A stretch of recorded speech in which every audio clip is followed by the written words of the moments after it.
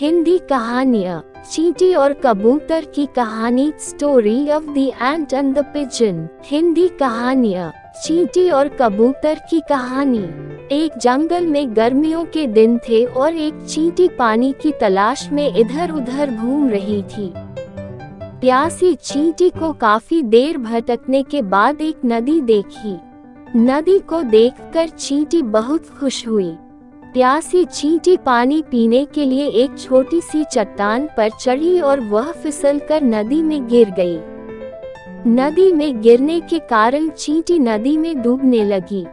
नदी के पास में एक कबूतर रहता था। वह पेड़ पर बैठकर यह सब देख रहा था। कबूतर ने देखा कि चींटी को तुरंत ही मदद की जरूरत है। कबूतर उड़कर गया और एक पेड़ से पत्ता तोड़कर ले आया। इसके बाद कबूतर ने पत्ता नदी में गिरा दिया, जिसके बाद चींटी तैरकर पत्ते पर चढ़ गई और पत्ता बहकर नदी के किनारे आ गया। जिसके बाद चींटी नदी किनारे आ गई और चींटी की जान बच गई। इस घटना के चींटी और कबूतर में अच्छी दोस्ती हो गई। दोनों खुशी से साथ रहने लगे। फिर एक दिन जंगल में एक शिकारी आया।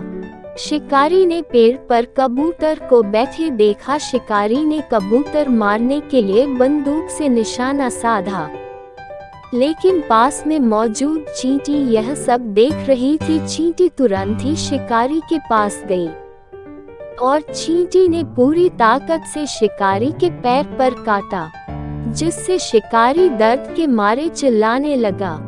शिकारी के हाथ से बंदूक गिर गई। शिकारी की आवाज सुनकर कबूतर ने शिकारी को देख लिया। कबूतर तुरंत ही वहां से उड़ गया। जब शिकारी चला गया और इसके बाद कबूतर ने चींटी के पास जाकर उसका धन्यवाद किया। इस तरह से हम देखें चींटी और कबूतर एक दूसरे के काम आए। कहानी की सीख। उपरोक्त कहानी से हमें यह सीख मिलती है कि जीवन में किए गए नेकी और अच्छे काम कभी बेकार नहीं जाते।